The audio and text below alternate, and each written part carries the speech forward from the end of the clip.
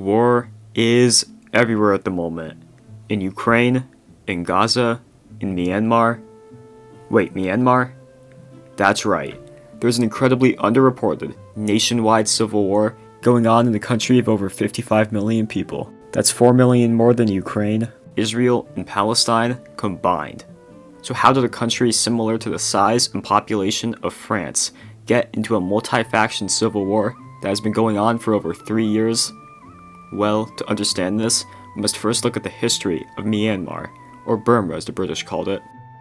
The land we now know as Myanmar was colonized by Britain for over a century, grouping a diverse mix of ethnicities under one Burmese administration.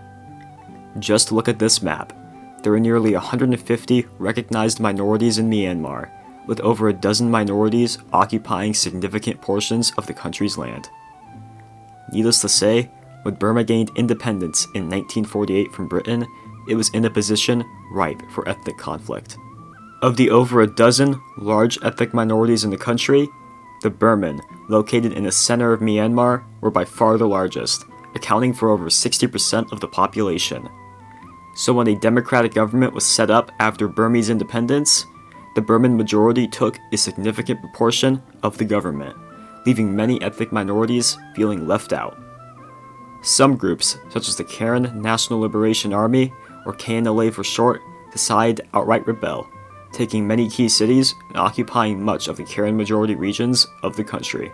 After 12 years of a faltering democratic government, a military coup seized control, renaming the nation to the Socialist Republic of the Union of Burma.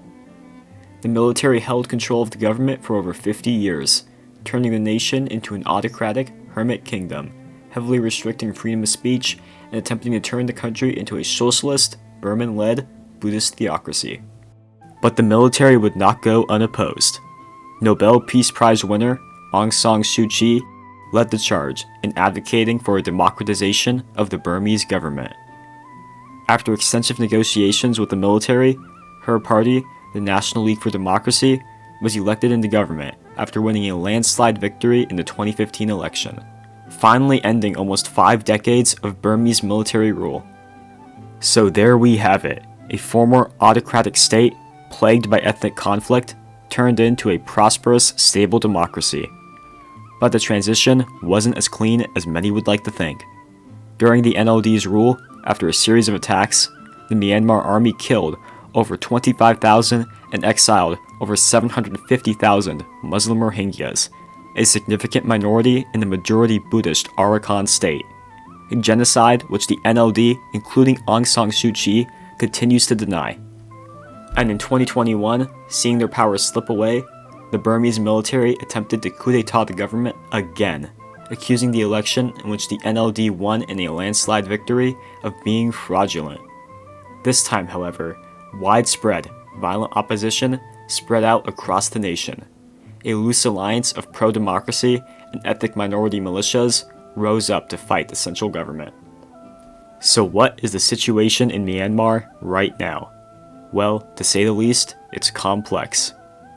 The leading force of the anti-military alliance is the People's Defense Force, a majority Burman group, but many other ethnic militias and armies exist.